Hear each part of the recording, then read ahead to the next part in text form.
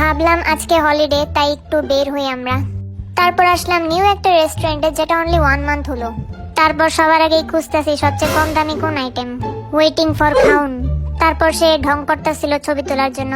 দেন আমি বললাম, আজকে তোরে মোড়া মোড়া লাগতেছে, দেওয়ালের ডিজাইনটা দারুন। আমার মনে হয় পৃথিবীর সবচেয়ে কঠিন কাম হইতে পারে কোনো পাবলিক প্লেসে যায় খাউনের রিভিউ দেওয়া, যেটা আমার দ্বারা কোনোদিনও পসিবল না। মানুষ আমার দিকে ছায়া খায়, ঢং দেখে মনে হইতেছে একাই খাইছে। এসব কি, এক গাদা টিস্যু সব ব্যাগেই নিয়ে গেছে। মেনশন করে এদের ফাঁস করে দাও যারা এমন কাজ করে। তো সন্ধ্যা হয়ে গেল আর সিনারিটা বেশ দারুণ লাগছে। ঠিক এই জায়গায় চাঁদের বাতিও দেখা যাচ্ছে। মন চাচ্ছে বেশ কিছুক্ষণ এই আকাশের দিকেই যেন তাকিয়ে থাকি। এই জায়গায় স্ট্রিট ফুড অনেক বেশি পপুলার, তো ভাবলাম এসিওলা রেস্টুরেন্ট থেকে আইসা একটু স্ট্রিট ফুডের খাউন খাই, বাহিরের মশার কামড় খেয়ে।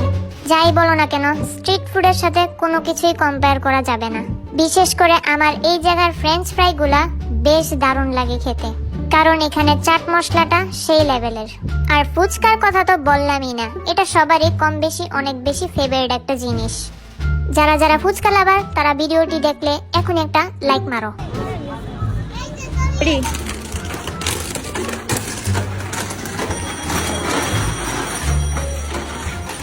বিশ্বাস করো, এই বাচ্চাটা অনলি 3 সপ্তাহে স্কেটিং শিখেছে। জীবনে অনেক বড় ইচ্ছা আমারও আছিল, কিন্তু হইল না।